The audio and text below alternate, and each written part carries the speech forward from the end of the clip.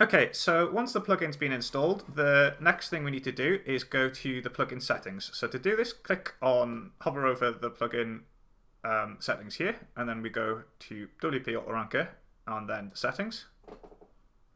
Okay, so the first thing we need to do is to get our Feedly access token. Now, we're using Feedly. Feedly is a way to find all of our content. So if you don't know what Feedly is, I'll just show you. Okay, so this is Feedly. So Feedly is basically just an absolutely fantastic way of getting loads and loads of RSS feed content in one place. And we fully integrated Feedly within the plugin, so that you get access to literally thousands and thousands of different content sources within the plugin itself. Now, to integrate Feedly, it's super easy to do. All you need to do is, first of all, create a Feedly account. So when you go in here, it won't look like this if you don't have an account already. So please just go ahead and create an account. And when you are creating an account, let me just show you something. So if we go get started free here. So it'll look like this when you want to create an account for the first time. And what you want to do is continue with Feedly. So it's important that you do this kind of account, not a Facebook Feedly account, not a Google Feedly account. Do a continue with Feedly. And then, so yeah, just follow the steps. I'll not go through it all now. It's pretty obvious how to do all this, but go in, create your account. So I'll just pause the video and log back in. Okay, so yeah, so make sure you've created your Feedly account in the way I've shown you and log into Feedly. And then once you've done that, head back over to the plugin, and then you click this button here. And we'll do sign in with Feedly here. We'll just log back in. Not sure why that didn't remember me, but never mind. Oh.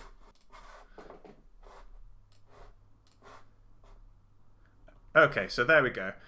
So we've successfully logged in there, and we've successfully requested our access token, and it should have now been emailed to us. So I should find that with my email within the next few minutes. Okay, so I've just checked my email here, and we've just got this message from Feedly developers. Now, to get our access token, we follow this link. So we follow that, and then we copy this, and then we go back to the plugin, which was, sorry, it was here. So then we paste that in there, and then we just click save. And that is it done. Our Feedly app is now, our plugin is now completely integrated with Feedly, so that we can now start getting content sources. Okay, so once we have entered our access token and follow the previous steps, we can now start finding some content. So this is the automated content that will be posted to your site. So to do this, it's quite simple. So I've just got one in here that I was just testing this out. I'm just going to delete that. So we're starting from fresh. Okay, so basically, I'm running this site on just a basic WordPress site that I've set up. This is just to demonstrate how the plugin works. So yeah, I haven't put much effort into this site, just using the basic WordPress theme, as you can see. It's about soccer. So I'm going to try and find some content sources about soccer. So go in here, and then we need to find content sources. So I'm going to put soccer. Search. Now, you can see here that we have now got back a whole load of different content sources, all about soccer. And you can filter these in different ways. So I'll just talk you through. I think most of these are pretty self-explanatory. You can choose which language that they come in. So I'm showing all different languages, but maybe I just want to show English, so I would just do that.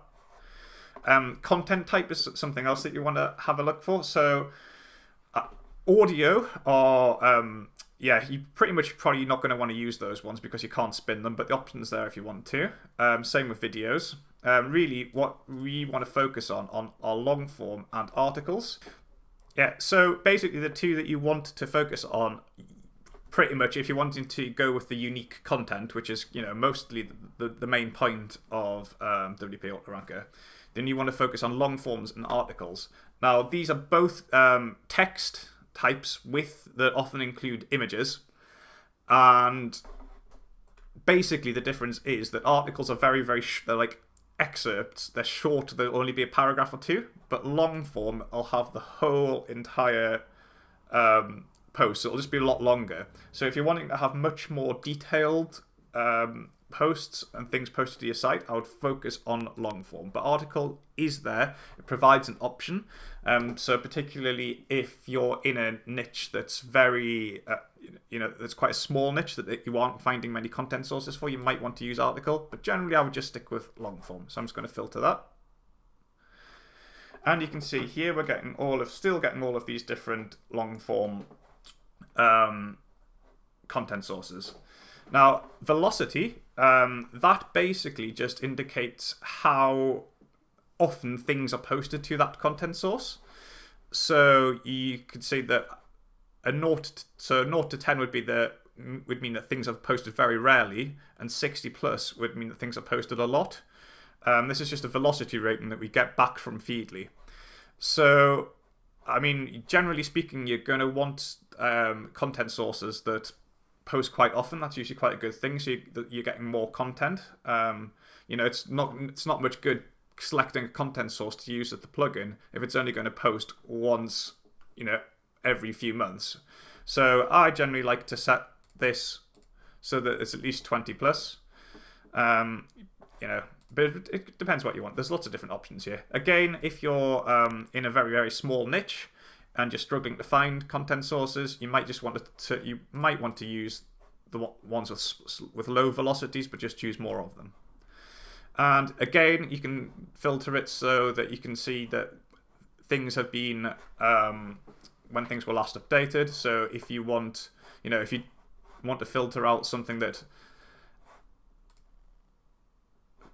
filter out things that haven't been updated for 6 months, you could set it like that. Subscribers, again, this is just the amount of people that are subscribed to that feed. So again, something with more subscribers indicates more popularity. Really, these filters are just a way for you to help sort through all of the thousands and thousands of different content sources out there. So I'm quite happy just to keep it like this. So the next thing I'm going to do is I'm going to go and have a look at the content source. So if we have a look at this, I'm going to open this up with a new tab. Now, these are the actual feed URLs, and sometimes they're a bit hard to read. So something you may want to do is just go to the actual URL of the site. So all I've done there is I've just took the little feed thing off the end. And you can see what sort of things are posted. If this looks like something that you might be interested in posting to your site, then go for it. And basically, just once you've had a look through all of this, find which content sources you want to use. And so I'm just going to choose all of these. They're all long form. They're all about soccer. So these are all absolutely great for me. And what I'm going to do is, once I've selected them, I'm going to click save. So go to click save there, click apply. And then when it refreshes, you can see that the content sources have been added to the My Content Sources table at the top. And you can delete any of these at any time. Just by going here and then clicking delete. And you can add different ones in at any time. So if you wanted to search for a different keyword, so perhaps I want to do that. And again, you can apply all the different filters, and then you can add in other ones at any time as well.